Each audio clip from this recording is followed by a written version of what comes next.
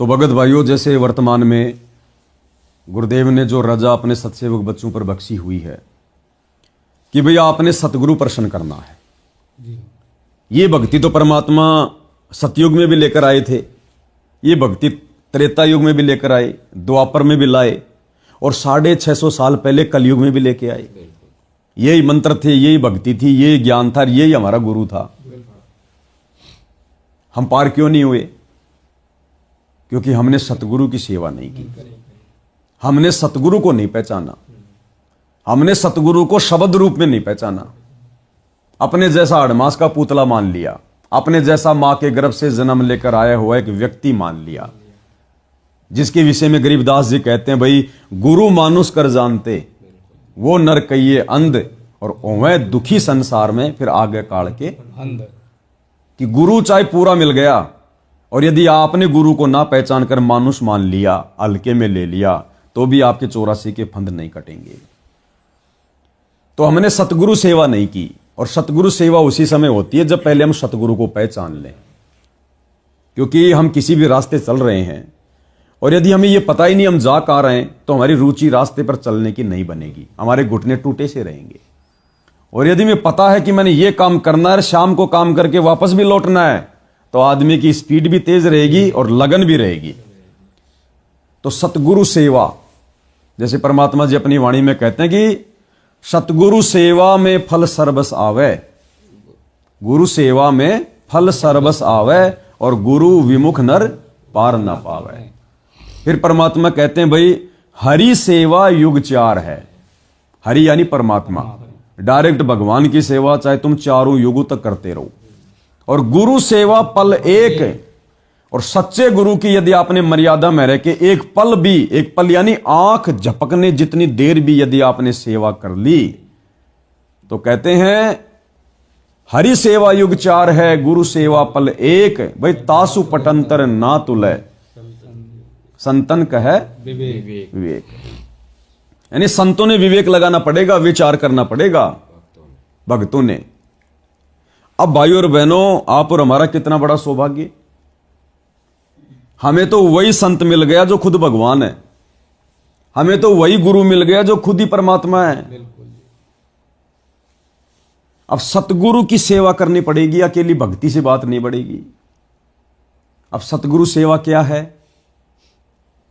अब भगत भाई बहन समझ नहीं पा रहे इस बात को। सतगुरु की सेवा अब सात संगति से शुरू हुई है।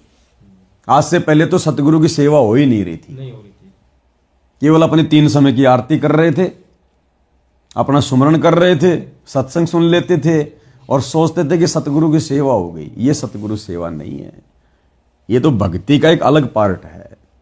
असल में सतगुरु सेवा क्या है? सबसे पहले अपने गुरु को परमात्मा के रूप में हृदय से जानना, पहचानना, स्वीकार करना और मन में यह दृढ़ विश्वास पैदा कर लेना कि मेरे सतगुरु के अलावा दूसरा कोई सृष्टि का रचनहार, कोई पालनहार, कोई कबीर, कोई गोविंद कहीं नहीं है। अगर शतलोक में भी कोई कबीर बैठा है तो मेरा ही गुरु अपना दूसरा रूप बना के बैठा है, इनके अलावा कोई दूसरा कबीर कहीं पर भी नहीं है।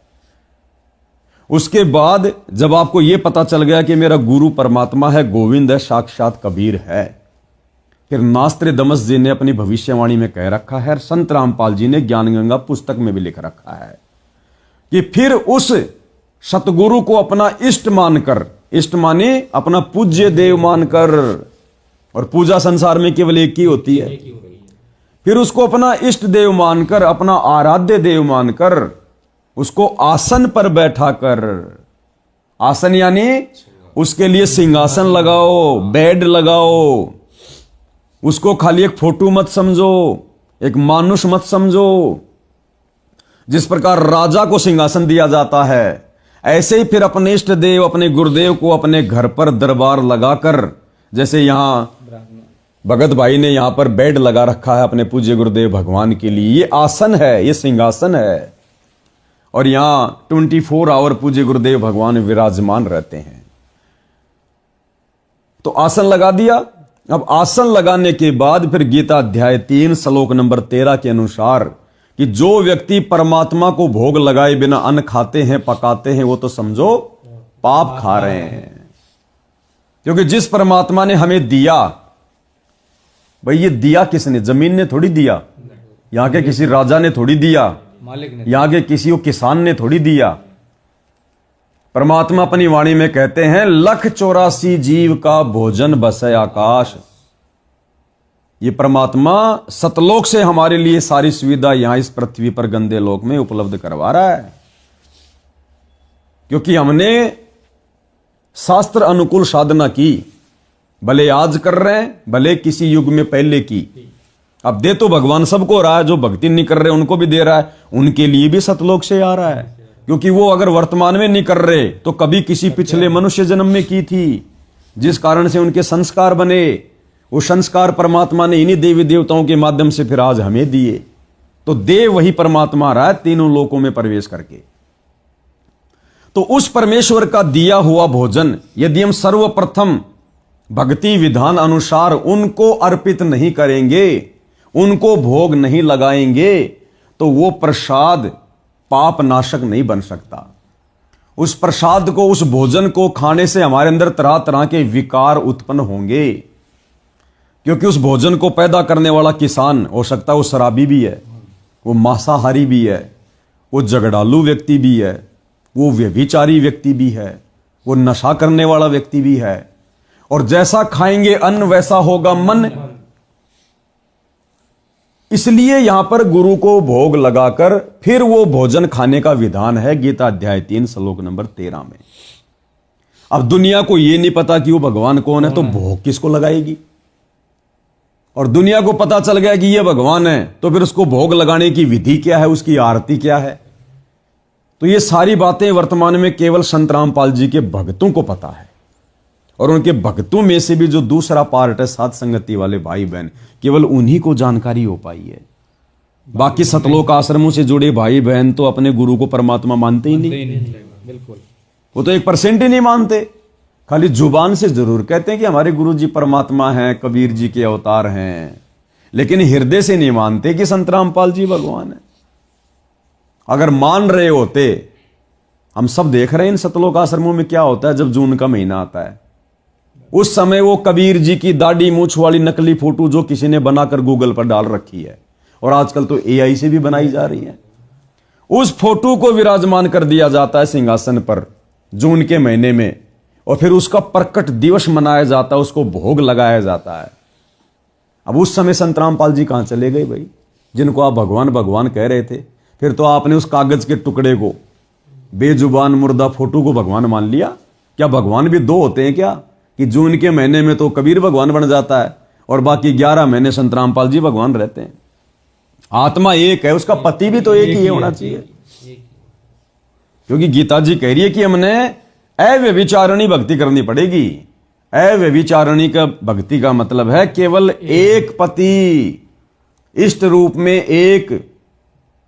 वो चाहे अपने गुरु को पूज लो या आप किसी और को भगवान मानते हो तो उसको पूज लो। अगर दाढ़ी मूछ वाले उस कबीर को पूज रहे हो तो फिर गुरु को मत पूजो, वरना फिर वैश्या भक्ति हो जाएगी, दो पति हो जाएंगे। अगर अपने गुरु को अपने इष्ट मान रहे हो तो फिर दाढ़ी मूछ वाले को रिजेक्ट कर दो। अगर दोनों को पूजोगे तो फिर वैश्या भक्ति हो जाएगी, व्यभिचारिणी भक्ति हो जाएगी, दो रास्ते हो जाएंगे। और फिर परमात्मा कहते हैं कि गुरु और गोविंद दो नहीं भाई, जब तक दो समझोगे दोजक में जाई। गुरु को और परमात्मा को अलग अलग मानकर भक्ति करने वाला भगत भी कुत्ते की योनि में जाता है। फिर ना तो तुम्हारी गुरु सेवा सफल होगी, ना गुरु के चरणों का चरणामृत पीना सफल होगा। क्योंकि गुरु ने अपनी वाणी में कह दिया है कि गुरु को मानुष जोगिन और कर चरणा अमृत को पान, ते नर नरक में जाएंगे और जन्म जन्म बने समान। यानी सच्चा तत्वदर्शी गुरु मिलने के बाद भी यदि आप उसको परमात्मा से अलग मान रहे हो और यदि आप देखम देखा उनका चरणामृत भी पी रहे हो, तो कहते हैं वो शत भक्ति करने वाला भगत भी मरने के बाद में 84 में जाएगा और कुत्ते की योनि प्राप्त करेगा। ये मालिक का विधान है। कबीर गुरु को मानुष जोगने और चरणामृत को पाने, ते नर नरक जावेंगे जन्म जन्म होए समान। जो क्या बताते हैं, गुरु को मानुष मानते हैं और चरणामृत भी देखा, चरणामृत भी गुरु जी के चरणों का जल, उसको भी पी रहे हैं और ऊपर से एक मनुष्य मान रहे हैं। कहते उससे भी, वो भी फिर 84 लाख योनियों का अधिकारी है, उसकी भक्ति चले नहीं। गुरु को मानुष जोगन और चरणामृत को पान, ते नर नरक में जावेंगे फिर जन्म जन्म होवे समान। चरणामृत ले, लेकिन भगवान समझ के ले। मान लो मूलधन 100 रुपये, पुण्यात्माओं एजुकेशन का अब आपको लाभ होगा। तो सत्सेवक भाई बहनों ने तो अपने गुरु को ही अपना इष्ट मानकर अपने घर पर सिंहासन देकर विराजमान कर लिया। आज हजारों की संख्या में सत्सेवक भाई बहन है। आप उनके घर पर जाकर उनके दरबार में चारों तरफ अपना कैमरा घुमाकर, अपनी आंखें घुमाकर देख लेना। एकमात्र सतगुरु रामपाल जी के अलावा उनके घर में, उनके घट में, घर की दीवारों पर, उनके दरबार में, उनके गले के लॉकेट में आपको दूसरी कोई फोटो किसी की नहीं मिलेगी। केवल एकमात्र सतगुरु रामपाल जी की मिलेगी, क्योंकि हमने एक की पूजा करनी है। एक कै साधे सब सदे, सब साधे सब जाए, और माली सींचे मूल को फले फूले आघाए। तब हमें वास्तव में उस सतभक्ति का वास्तविक लाभ मिलेगा। अन्यथा भाई डले ढोने से तो कोई फायदा नहीं है। तो हाँ जी। और भाई और बहनों, जैसे साध संगति वालों को छोड़कर, यानी सत सेवकों को छोड़कर सतलोक आश्रम मैनेजमेंट वाले केवल गुरु को भगवान भी इस आधार पर मान रहे हैं कि गुरुजी ने एक उदाहरण दे के बताया था कि भाई गुरु को परमात्मा मानना पड़ेगा। कि जैसे एक गणित का सवाल आता है कि मान लीजिए मूलधन 100 रुपए, तो 100 रुपए मानकर उस मूलधन को प्राप्त किया जाता है। तो उसके अंदर गुरुजी ने बताया कि मान लो गुरुजी भगवान, यानी गुरुजी ने क्या कहा कि मान लो गुरुजी भगवान। केवल ये शब्द गुरुजी ने इस आधार पर बोला है कि कम से कम जो कमजोर भगत है कम से कम इस आधार पर ही मुझे भगवान मान लेंगे। लेकिन कुल मिला के बात फाइनल ये है भाई और बहनों कि गुरु मान लो कि गुरु भगवान, मानने से नहीं, गुरु होता ही भगवान है भाई। गुरु होता ही भगवान है, मानने की कहां जरूरत पड़ेगी। अब इस मोबाइल को हाथ में लेकर मैं कहूं कि मान लो ये टमाटर है, तो मेरे कहने से या मेरे मनवाने से टमाटर नहीं हो जाएगा, तो मोबाइल ही रहेगा। तो गुरु यदि कह रहा कि मान लो गुरु भगवान, तो गुरु को भगवान उसी समय माना जाएगा जब वास्तव में गुरु भगवान होगा। और ये पहचान उनके सत्संगों से होगी, उनके आशीर्वाद से होगी। बिल्कुल। तो इस आधार पर सतलोक आश्रम से जुड़ी संगत है, यानी भाई बहन जो है वो इस आधार पर केवल गुरु को भगवान मान रहे हैं, हृदय से नहीं मान रहे। फॉर्मेलिटी के हिसाब से। फॉर्मेलिटी कौन सी है? वही कि मान लो मूलधन 100 रुपए, ये फॉर्मेलिटी हो गई। लेकिन वास्तव में 100 रुपए मूलधन नहीं है। तो संगत के दिल में भी ये बैठ गया कि वास्तव में गुरुजी भगवान नहीं है, लेकिन गुरुजी कह रहे हैं तो गुरुजी को भगवान मान लो। भगवान तो दाढ़ी मूंछ वाला है, ये मान तो दाढ़ी मूंछ वाला कबीर ही है। और भगत जी ऐसे भी 100 रुपए अगर मूलधन नहीं मानेंगे तो सवाल तो होगा ही नहीं, फिर निकलेगा नहीं। तो वो ऐसे मोक्ष भी नहीं होगा फिर। अब वो तो उदाहरण गणित वाला गुरु ने केवल हमें अध्यात्म को समझाने के लिए दिया है केवल। हाँ, अब भक्ति में तो मूलधन भी गुरु और वो 100 रुपए भी गुरु ही। बिल्कुल। वो मूलधन भी गुरु और 100 रुपए भी गुरु। वो तो केवल उदाहरण के लिए हमारे को एक सामने रखा परमात्मा ने। तो संगत इस आधार से केवल फॉर्मेलिटी के लिए मान रही है। अगर वास्तव में मान लेती तो इन सतलोक आश्रमों में सतगुरु के अलावा जो 20 प्रकार की फोटोएं रखी रहती हैं, और सबके घर में सतलोक आश्रमों से जुड़े भाई बहनों के घरों में 5-5 फोटोएं रखी हैं उनके दरबार में। बीच में संत रामपाल जी बैठे हैं, एक भगवान। इस कोने में दाढ़ी मूंछ वाले कबीर जी बैठे हैं, 2 नंबर के भगवान। इस कोने में आदरणीय गरीबदास जी बैठे हैं, 3 नंबर के भगवान। नीचे वाले कोने में दादा गुरु जी बैठे हैं, 4 नंबर के भगवान। इस कोने में पंडित चिदानंद जी बैठे हैं, जिनकी हमने शक्ल भी नहीं देखी, कोई सत्संग भी नहीं सुना, वो 5वें नंबर के भगवान। तो हम तो महाभारत की द्रौपदी वाली वैश्या भक्ति कर रहे हैं, जिसके 5-5 पति थे। तो कौन सा संभालेगा फिर हमें आके? और इन सब के आगे दंडोत किया जाता है। अब ये भी देखो कॉमन सेंस की बात है, सोचने की बात है भगत जी। उन 5 फोटोओं के आगे भगत दंडोत करते हैं। चलो मान लिया कुछ समय के लिए हम संगत की बात मान लेते हैं कि भाई संत रामपाल जी भगवान और दाढ़ी मूंछ वाला कबीर भगवान, ये दो तो संगत की नजरों में पक्का भगवान है। अरे फिर वो हमारा दादा गुरु कौन है जिसके आगे दंडवत कर रहे हैं? क्या वो भी भगवान है? वो तो हमारे जैसा भगत था। वो पंडित चिदानंद जी कौन था? वो कौन सा भगवान था? वो भी तो भगत था। हम तो सबको दंडवत कर रहे हैं। बिल्कुल, और भगत को दंडवत कर रहे हो तो भगत है वो। अब बताओ फिर हमारी भक्ति कैसे सफल होगी? हम कैसे मर्यादा में माने जाएंगे? अब एक स्त्री अपने पति को भी समर्पित हो रही है और अपने देवर को भी समर्पित हो रही है और अपने ससुर को भी समर्पित हो रही है। वो तो वेश्या है, वो तो एक दुकान हो गई। तो ये सद्बुद्धि गुरुदेव ने अपने सत्सेवक बच्चों को दी। तभी तो आज हमारे घरों में केवल एकमात्र हमारे इष्ट देव, हमारे आराध्य देव पूज्य गुरुदेव सतगुरु रामपाल जी की तस्वीर मिलेगी।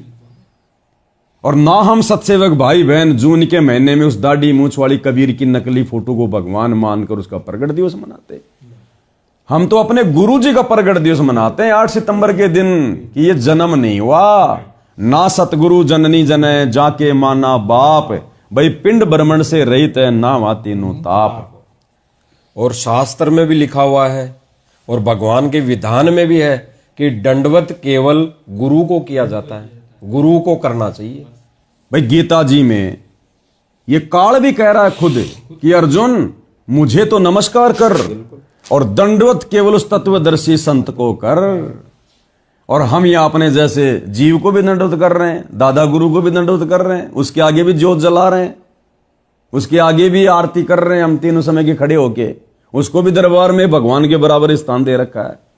चौथे अध्याय के 34वें श्लोक में कहा कि उस तत्व ज्ञान को जो सच्चिदानंद घन पूर्ण परमात्मा स्वयं आकर बताता है, उसको तू किसी तत्वदर्शी संत के पास जाकर समझ, उनको दंडवत प्रणाम करने से।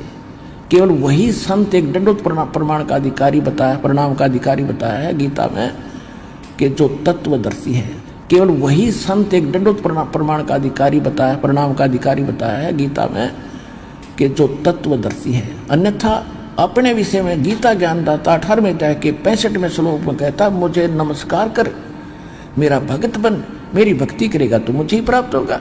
और तत्वदर्शी संत के लिए कहा कि उसको दंडवत प्रणाम करने से और कपट छोड़कर सरलतापूर्वक प्रसन्न करने से वह तत्वदर्शी संत तुझे उस परमात्म तत्व का यानी तत्व ज्ञान का ज्ञान कराएंगे।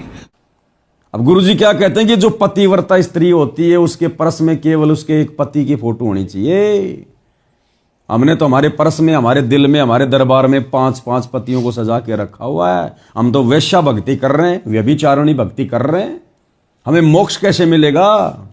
रही बात फोटो रखने की, जैसे आप एक पति भर्ता स्त्री होती है, वो अपने पर्स में केवल अपने पति का ही फोटो रख सकती है, दूसरे का नहीं। बाकी अनादरणीय नहीं है, अन्य भी है, सबको प्रणाम करें। अगर कहीं फोटो लगे हैं तो दूसरी बात, वो फोटो दूसरी बात है। लेकिन जहां पूजा स्थल हो वहां पर आप अपने मालिक के अतिरिक्त अगर किसी का फोटो रखते हो तो आपके हृदय में पतिव्रता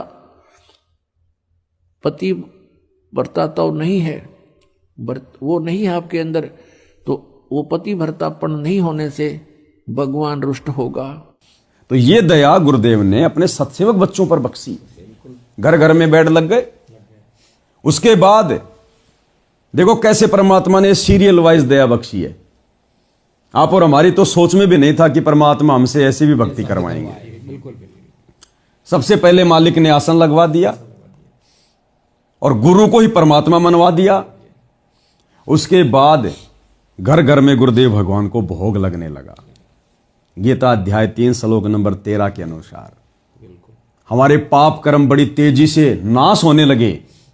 और जब पाप कर्म नाश होंगे तभी तो हमें सद्बुद्धि आएगी।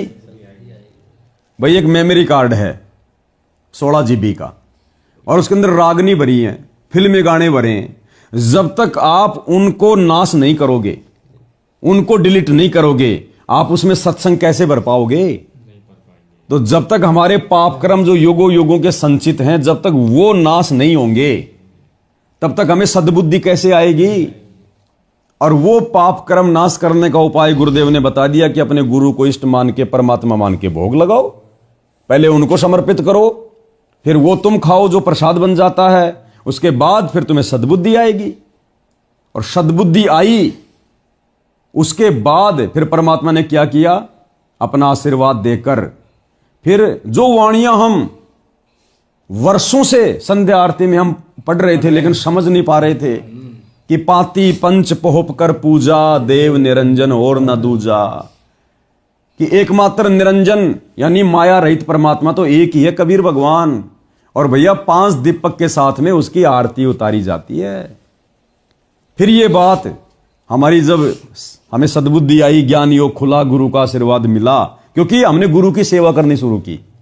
गुरु की भक्ति तो हम सब कर रहे थे, उस भक्ति से कुछ नहीं हुआ। जब से हमने गुरु को परमात्मा मानकर सेवा करनी शुरू की, हमारी बुद्धि आगे से आगे ऑन होती चली गई।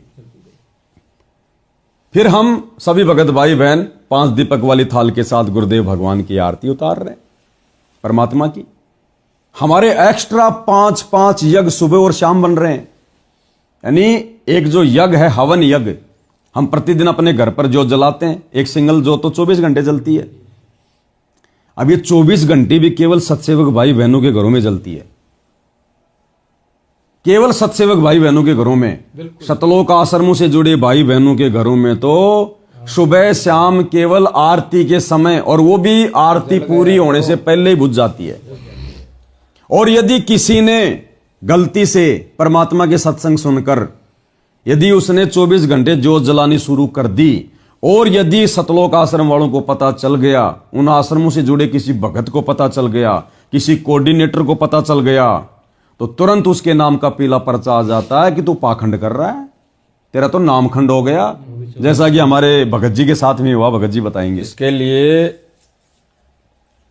जो ये सतलोक आश्रम मैनेजमेंट वाले हैं, ये गुरुजी का आदेश बताते हैं। ये जब उस भगत के घर अगर उसने सत्संग सुन लिया और अपने घर में अखंड ज्योति का मतलब वो हवन योग्य 24 घंटे करना शुरू कर दिया गुरुजी के आदेश अनुसार, सत्संग वचन के अनुसार, तो ये जब देख लेते हैं तो ये फिर पता पड़ जाता, तो ये गुरुजी के नाम का पीला पर्चा निकालता है गुरुजी की आड़ लेकर, और कहते हैं भाई गुरुजी का आदेश नहीं है, ये गुरुजी का आदेश नहीं है। और भगत कह देता है, जैसे जेता जागता उदाहरण दास है, दास के घर में भी जब से गुरुदेव भगवान को वो सत्संग देखा सुना दास ने, जिसमें गुरुदेव भगवान बताते हैं कि भाई ज्योति, गुरुदेव भगवान कहते हैं कि भाई सुबह शाम ज्योति लगनी चाहिए, इतना घी तो अवश्य डाले। और फिर गुरुदेव भगवान कहते हैं कि अगर आर्थिक स्थिति से मजबूत है तो भाई 24 घंटे चलाओ, 24 घंटे घी हवन करो। और वैसे भी गुरुदेव ने भगत जी अपनी पुस्तक में जो तीनों समय की आरती का जो ये सरलार्थ है, भक्ति बोध का सरलार्थ है, उसमें गुरुदेव ने साफ साफ लिखा हुआ है कि कम से कम प्रतिदिन भगत ने 100 ग्राम घी हवन करना चाहिए। अब 100 ग्राम का मतलब है 24 घंटे चलता है वो। और फिर एक सत्संग में गुरुदेव ने यह भी कह रखा है कि ये आपकी इच्छा और आपकी आर्थिक स्थिति के ऊपर है, चाहे भर के कटोरा जलाओ, 24 घंटे चाहे 1 किलो डालो, चाहे उसमें, बिल्कुल बोल रखा है। वो तो हवन है, जितना जलेगा उतना ही परमात्मा दया करेंगे, देवी देवता प्रसन्न रहेंगे, देने वाली भी वही है। अब एक रुई, एक 1.5 ग्राम 2 ग्राम रुई लगेगी, एक जोत बना दे,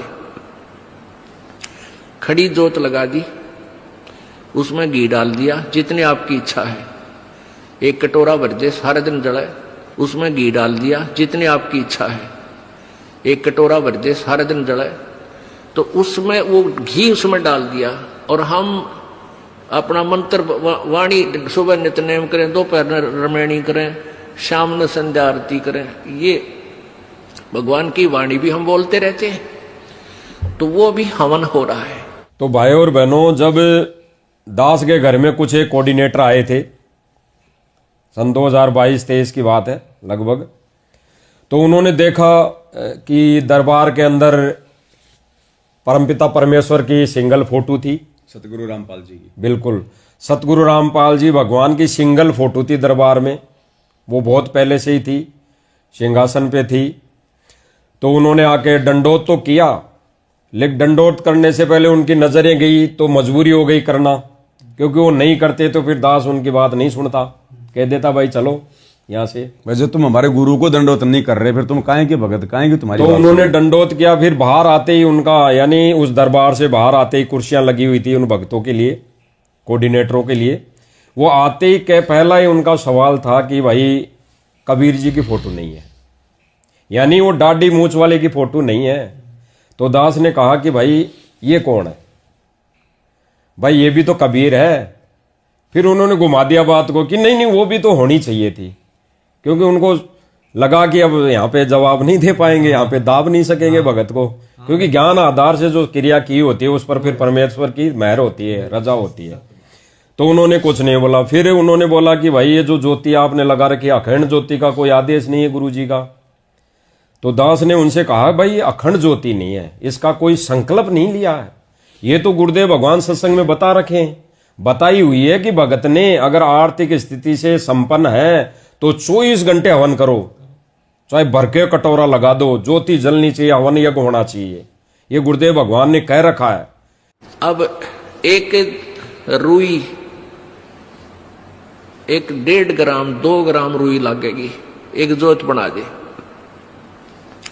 खड़ी जोत लगा दी, उसमें घी डाल दिया जितनी आपकी इच्छा है, एक कटोरा भर दे, सारा दिन जलाए, उसमें घी डाल दिया जितनी आपकी इच्छा है, एक कटोरा भर दे, सारा दिन जलाए, तो उसमें वो घी उसमें डाल दिया और हम अपना मंत्र वाणी सुबह नित्यनेम करें, दोपहर में रमैणी करें, शाम में संध्या आरती करें, ये भगवान की वाणी भी हम बोलते रहते हैं, तो वो भी हवन हो रहा है। फिर उन्होंने वहां तो कोई जवाब नहीं दिया इस बात का। उन्होंने तो ये कहा कि भाई गुरुजी ने तो मना कर रखी है। तो दास ने कहा बताओ, कोई प्रमाण बताओ। भाई अगर गुरुजी ने किसी सत्संग में मना किया हो या गुरुजी ने किसी बाद में जेल में जाने के बाद भी अगर कुछ कहा हो तो बताओ। तो उन्होंने कुछ, मतलब उनके तरफ से कोई ऐसा जवाब नहीं था कि वो भी संतुष्ट हो सके और एक भगत को भी संतुष्ट कर सके, क्योंकि जहां पर विधिवत सारे काम हो रहे हो तो फिर उनकी चलती नहीं, जोर नहीं चलता। वहां से फिर उनको बोला गया कि लो भगत जी अब जलराम लो। तो उन्होंने फिर कहा कि नहीं अब जलराम हम नहीं पिएंगे, क्योंकि यहाँ हमारा दाढ़ी मूछ वाला कबीर भगवान नहीं है, इसलिए कि यहाँ पे दाढ़ी मूछ वाले की फोटो नहीं है। फिर आपने अखंड ज्योति लगा रखी है और आप खड़े होकर आरती कर रहे हो, आप भक्ति भाव से आरती कर रहे हो, तो भाई हम तो आपका पानी भी नहीं पिएंगे। तो उसके लिए भी दास ने बिल्कुल उनसे प्रार्थना की हाथ जोड़ के, भाई कोई ऐसा एक आधा सत्संग तो बताओ जिसमें गुरुदेव भगवान ये चीजें करने के लिए भगत को मना की हो। भाई आपको 24 घंटे दीपक नहीं लगाना है, या फिर खड़े होकर आरती नहीं करनी है, या फिर गुरुदेव भगवान की सिंगल फोटो नहीं करनी है। गुरुदेव भगवान ने तो ये कहा है सत्संग के माध्यम से कि भाई घर में एक कोने में अपना मंदिर बनाओ और अपने उसके अंदर अपने गुरुदेव भगवान की और अपने इष्ट की फोटो लगाओ। तो ज्ञान आधार से हमारा गुरु ही इष्ट है। भाई ज्ञान आधार से हमारा गुरु ही इष्ट है और गुरु को ही इष्ट रूप में मानकर उसकी पूजा करनी चाहिए। ये गुरुदेव भगवान का सत्संग है, दास ने उनको सत्संग बताया। रही बात फोटो रखने की, जैसे आप एक पति भर्ता स्त्री होती है, वो अपने पर्स में केवल अपने पति का ही फोटो रख सकती है, दूसरे का नहीं। बाकी अनादरणीय नहीं है, अन्य भी है, सबको प्रणाम करें। अगर कहीं फोटो लगे हैं तो दूसरी बात, वो फोटो दूसरी बात है, लेकिन जहां पूजा स्थल हो वहां पर आप अपने मालिक के अतिरिक्त अगर किसी का फोटो रखते हो तो आपके हृदय में पतिव्रता तो नहीं है, वो नहीं है आपके अंदर, तो वो पतिव्रतापन नहीं होने से भगवान रुष्ट होगा। तो वो आनाकानी कर गई, जवाब नहीं रहा। फिर वो वहां से हाथ जोड़ के चल दिए। दास प्रार्थना करता रहा भगत जी कोई दिक्कत नहीं। फिर दास ने अंत में कह दिया कोई बात नहीं भाई, मत पियो कोई जलराम, आपको दास पिलाएगा भी नहीं क्योंकि आप गुरु को भगवान मानते ही नहीं, तो हमारे कुछ लगते ही नहीं। आप तो दाढ़ी मूछ वाले को भगवान मान रहे हो। तो फिर गुरुदेव भगवान कहते हैं कि भाई वाणी बोलते हैं कि गुरुदेव भगवान की वाणी भी है कि इष्ट मिले और मन मिले सकल रस रीत, कहे कबीर ता जाइए रह संतन की प्रीत। तो भाई इष्ट आपने अलग मान लिया तो भाई अब मत पियो पानी, कोई दिक्कत नहीं है। क्योंकि आपका और मेरा दास का मुजदास का इष्ट ही अलग अलग मान लिया, हमारे विचार ही मेल नहीं। विचार ही मेल नहीं खा रहे। तो वहां से वो उठ के चले गई और उठ के जाते, यानी वो जयपुर दास रहता है, जयपुर जहां पे दास रहता वहां आए थे ये 5-7 जने कोऑर्डिनेटर वगैरह और ये नामदान केंद्र से आए थे। तो वहां से वो उठ के चल दिए, दास ने सत्साहिब कर दिया, ठीक है। वो उनको जाना था दिल्ली, या जहां पे भी सिंहपुरा आश्रम था, अब बरवाला आश्रम तो अब बना है, वो धनाना आश्रम तो अब बना है। हाँ, पहले वहां रोहतक में सिंहपुर आश्रम। सिंहपुरा आश्रम उनको जाना था, दिल्ली जाना था। कहने का मतलब यह है, दिल्ली जाने में 5 घंटे लगते हैं, कम से कम जयपुर से दिल्ली जाने में 5 घंटे लगते हैं। तो कम से 2 घंटे बाद ही पीला पर्चा आ गया।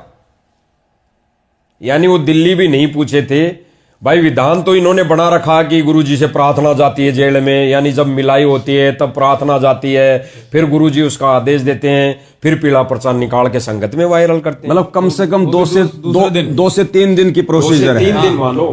उस दिन तो पता नहीं, इनकी मिलाई भी तो शनिवार मंगलवार को होती है, उस दिन तो दास को तो पता नहीं, वार तो और था, तो उस वार को भी तो आने में टाइम लगता, शनिवार मंगलवार को। कहने का मतलब है जयपुर से बाहर निकलते इन्होंने भगत जी के नाम का पीला पर्चा निकाल दिया कि ये भगत जयपुर का, और ये भगत अखंड ज्योति जला रहा है, और अखंड ज्योति जो भी जलाएगा गुरुदेव के आदेश है उसका नाम खंडित माना जाएगा। तो ये मनमुखी आचरण, मनमाना। तो इन्होंने गुरु वचन को तोड़ दिया, ताक में रख दिया। किस वचन को? जिसमें गुरुदेव भगवान कह रहे हैं कि भाई अखंड ज्योति जलाओ, यानी अखंड हवन, संकल्प मतलब अखंड हवन, अखंड ज्योति जलाओ घर में। अब देखो अखंड ज्योति 2 प्रकार की होती है भगत जी। अब ज्ञान का तो टोटा पड़ा हुआ सारा, जिस कारण से तो परमात्मा दुखी है वर्तमान में। संगत में 2 भाग बन गए, एक ज्ञानी और एक अज्ञानी।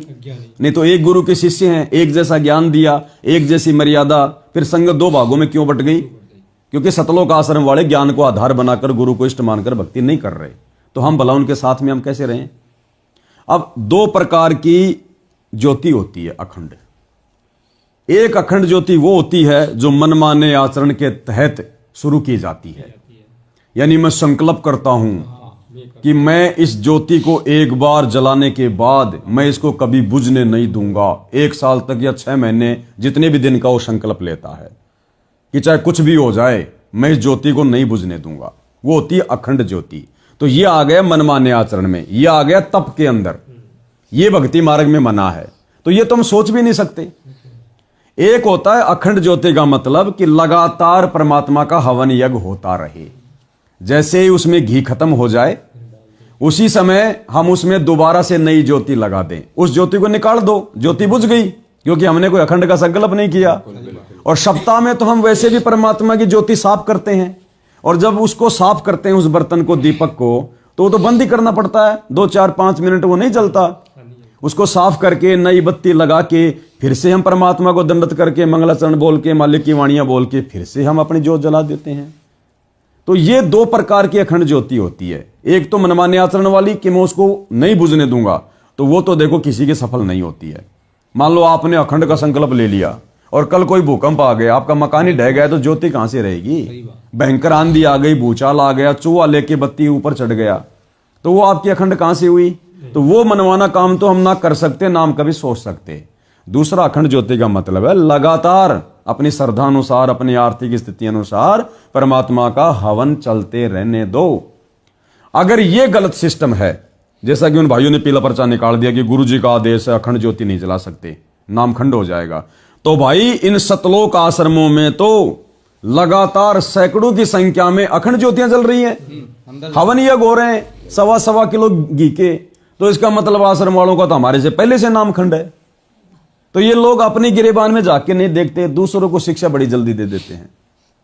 क्यों? क्योंकि ज्ञान की कमी है। तो परमेश्वर ने दया करी, मालिक की 5 दीपक वाली आरती के साथ में सभी सत्सेवक भाई बहन आरती करने लगे अपने गुरु को इष्ट मानकर। उसके बाद गुरुदेव भगवान के चरणों में बैठकर मालिक से अपनी मन की बात करना, अरदास करना, सुबह शाम जैसे भी समय मिले परमात्मा के दरबार में बैठकर उनकी चरण सेवा करना। तो ये है सतगुरु सेवा, ये है वास्तव में सतगुरु की सेवा। बिल्कुल बिल्कुल इस सेवा का लाभ हमें मिलेगा भगत जी, बिल्कुल मिलेगा जी। यही है वो असली धन जिसको सार शब्द कहते हैं। क्योंकि सबसे पहले हमने सतगुरु को शब्द रूप में जान लिया, पहचान लिया, फिर सतगुरु को हमने घर पर विराजमान कर दिया, फिर उनको प्रसन्न करने के लिए गीता अध्याय 3 श्लोक 13 के अनुसार उनको भोग लगाना शुरू कर दिया। फिर उनकी वास्तव में की आरती तो भगवान की उतारी जाती है। आज से पहले भगवान का नहीं पता था तो हम इन पत्थरों की आरती उतार रहे थे। अब आरती उतारेंगे तो बैठ के नहीं उतार सकते, क्योंकि खुद हमारे गुरुदेव भगवान ने हमें इन सतलोक आश्रमों में जिस प्रकार से यहां गुरुदेव भगवान खड़े होकर भोग लगा रहे हैं, गुरुदेव भगवान यहां पर जो है चवर कर रहे हैं, तो गुरुदेव क्या कर रहे थे? भगवान तो ये खुद हैं, फिर ये भोग किसको लगा रहे हैं? हमें समझाने के लिए गुरुदेव ने उस कागज के टुकड़े को, कबीर जी की दाढ़ी मूंछ वाली फोटो को भगवान बताकर ये रिहर्सल करके दिखाई कि नादानो, जिस समय तुम्हारी बुद्धि खुल जाए, तुम्हारे पाप कर्मों का नाश हो जाए और तुम्हें जिस दिन अपने गुरु में भगवान नजर आ जाए, उसके बाद तुमने वही करना है जो मैंने ये करके दिखाया है। क्योंकि आश्रम क्या होते हैं? Training centre. वहां गुरु हमें समझाता है। जैसे बच्चा स्कूल जाता है, वो स्कूल क्या होती है? ट्रेनिंग सेंटर, बच्चे को नौकरी में सफलता के लिए। तो आश्रम ट्रेनिंग सेंटर होते हैं। तो गुरु ने खुद भगवान होकर भी हमें समझाने के लिए कि भगवान के साथ कैसा व्यवहार किया जाता है, ये रिहर्सल करके बताई, समझाया। वरना गुरु खुद भगवान है। चलो हमारी तो नहीं मानो, अब तो आश्रम वाले कह रहे हैं हमारे गुरु जी भगवान है, तो भगवान भला खुद के ऊपर चवर करेगा क्या? खुद की आरती उतारेगा क्या? वो हमें करके दिखा रहा है। तो आज बात हमारे समझ में आ गई। हम अपने गुरुदेव भगवान की सेवा कर रहे हैं। अब गुरु के ऊपर श्रद्धा भाव से चवर करना गुरु सेवा में आ गया। गुरु की खड़े होकर आरती उतारना गुरु सेवा में आ गया। गुरु को भोग लगाना गुरु सेवा में आ गया। गुरु जी के चरणों की सेवा करना गुरु सेवा में आ गया। अब बेड लगा है तो कभी उसके कपड़े भी धुलेंगे, कभी उनके तकिए भी चेंज होंगे, उनके कवर भी चेंज होंगे, उनको धोएंगी माता बहने, भाई बहन, वो सेवा में आ गया। गुरु के लिए भंडारा बना रहे हैं, सब्जी काट रहे हैं, आटा लगा रहे हैं, फुलका बना रहे हैं, वो गुरु सेवा में आ गया। यानी लगातार हम सेवा में चल रहे हैं और ये है हमारा असली धन, सतगुरु की सेवा। अन्यथा ये मंत्र जो हम जाप कर रहे हैं हमारा धन नहीं है। भाई हम क्या मंत्र जाप कर रहे हैं? सबसे पहले हमारे को प्रथम मंत्र दिया जाता है, उसमें 5 देवी देवताओं के 5 मंत्र हैं। अरे वो तो यही छोड़ के जाने पड़ेंगे, वो धन तो यही रह जाएगा काल के लोक में। बिल्कुल बिल्कुल। दूसरा मंत्र करते हैं जाप हम सतनाम। सतनाम में 2 मंत्र हैं, एक काल का और एक महाकाल कह दो, चाहे उसको अक्षर पुरुष कह दो, वो भी हम यही छोड़ के जाएंगे। काल का काल को दे देंगे, अक्षर पुरुष का अक्षर पुरुष को दे देंगे। अब शतलोक में क्या गया? शतलोक में कौन सा धन गया जिस धन की बदौलत हमारे को वहां स्थायी निवास मिलेगा? तो गुरुदेव ने बताया कि बच्चों, ये जो सार शब्द की कमाई है, सार शब्द कौन? अब पता चल गया, सार शब्द हमारा गुरु है और उसकी सेवा ही असली कमाई है। यह है हमारा दहेज जो हम सतलोक में लेकर जाएंगे। और गुरुदेव कहते हैं कि एक पुरानी उस परंपरा के तहत, वर्तमान में तो खैर ऐसा नहीं है, लेकिन जैसे पहले लड़की को जितना ज्यादा दहेज दिया जाता था, कोई लड़की अपने ससुराल में जितना ज्यादा दहेज लेकर जाती थी, उसके सास ससुर उसको उतना ही ज्यादा प्यार करते थे। तो ये सतगुरु की सेवा वाली भक्ति कमाई जो आज हम कर रहे हैं, ये जितना ज्यादा धन हम सतलोक में लेकर जाएंगे, हमें सतलोक में सतगुरु का उतना ही ज्यादा प्यार मिलेगा, हमें वैसा ही वहां पर जो है वो पद मिलेगा। क्योंकि गुरुदेव ने बताया सतलोक में 3 डिवीजन है। हर आत्मा सतगुरु के पास नहीं रहती, केवल विशेष सेवादार जो नर हैं वही सतगुरु की सेवा में सतगुरु के पास रहते हैं। तो इस सेवा के आधार से सतलोक में हमें पोजीशन मिलेगी और इसी सेवा के आधार से काललोक से हमें मुक्ति मिलेगी। तो ये विशेष दया, सार शब्द की कमाई, ये भक्ति धन, ये दहेज जो हम आज जोड़ रहे हैं, इस दहेज का अभी तक सतलोक आश्रमों को या सतगुरु रामपाल जी के बेटा बेटी भाई बंधु रिश्तेदारों को तो पता भी नहीं है, छींट भी नहीं है। जब तक हम इसकी बोरियां भर लेंगे तब तक तो उन लोगों की आंखें खुलेंगी। तो ये सबसे बड़ी कमाई है। तो ये परमात्मा ने कैसे आप और हमारे ऊपर रजा बख्शी, दया बख्शी।